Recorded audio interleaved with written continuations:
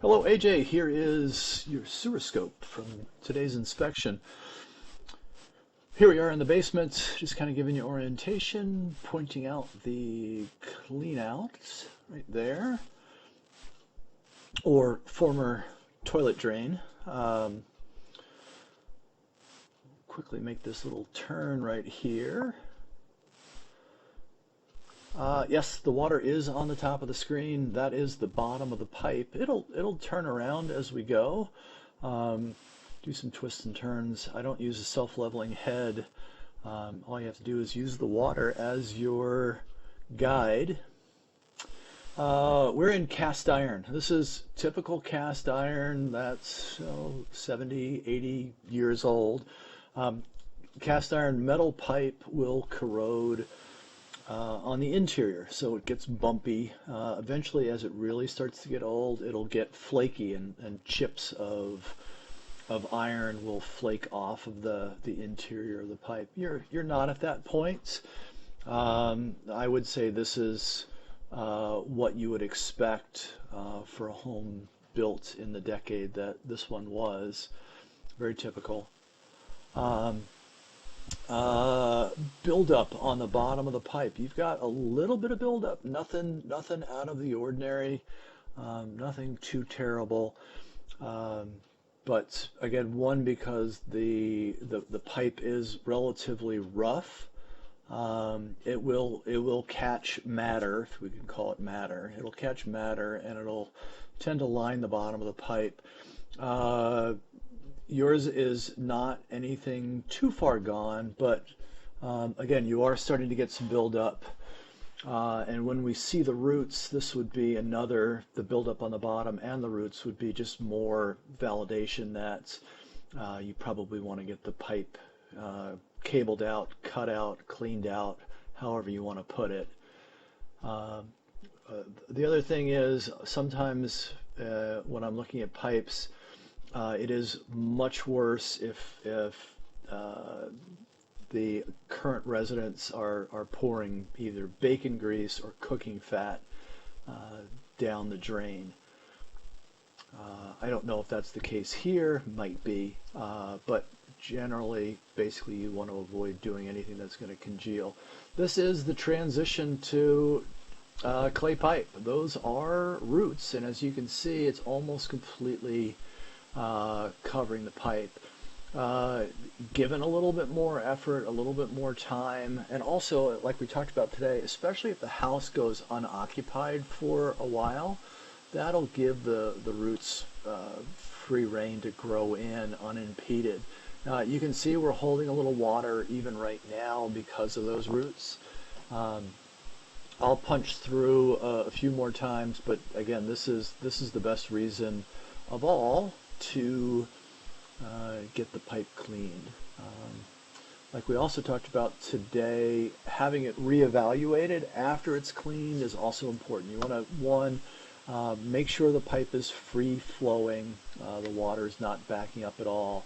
And two, once that's true, you want to get full visibility or as much visibility on the pipe as you possibly can.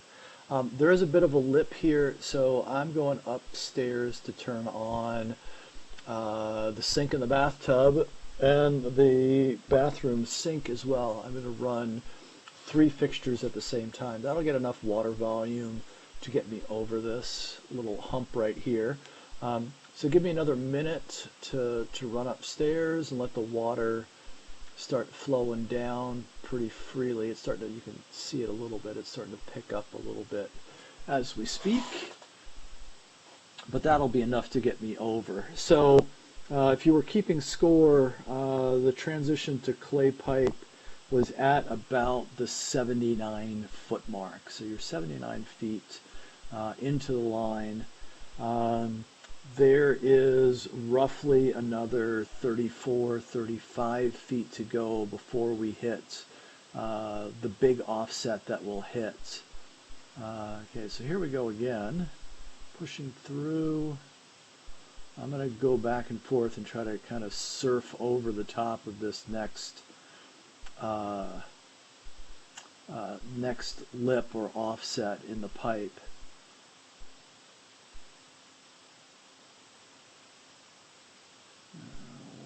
more roots. Again, we want to be able to see once all this is cleared out, we want to just make sure that it's just normal growth and that there's not any damage in the pipe. All right, so we're through now. And again, we've got a good volume of water going. It is flowing. It's not backing up. We're not underwater at this point. I believe at this point I went back upstairs to turn everything off. In hindsight, I probably shouldn't have done that because I'm going to, again, take another break and go back upstairs and turn things back on again when I see that big offset at the end of the run.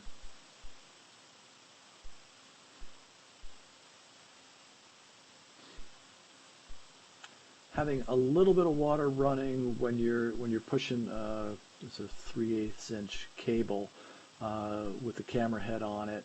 Having a little bit of water running, especially in cast iron pipe, is helpful. Just it helps to lubricate things and you're able to move things through the pipe much easier than if you're just pushing through dry.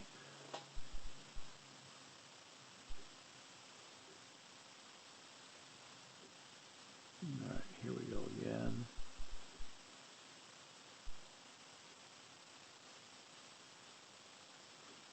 All right, so these sections of clay are again, pretty good shape.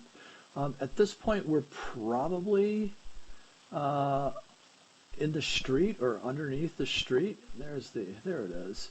Okay, so notice a couple things.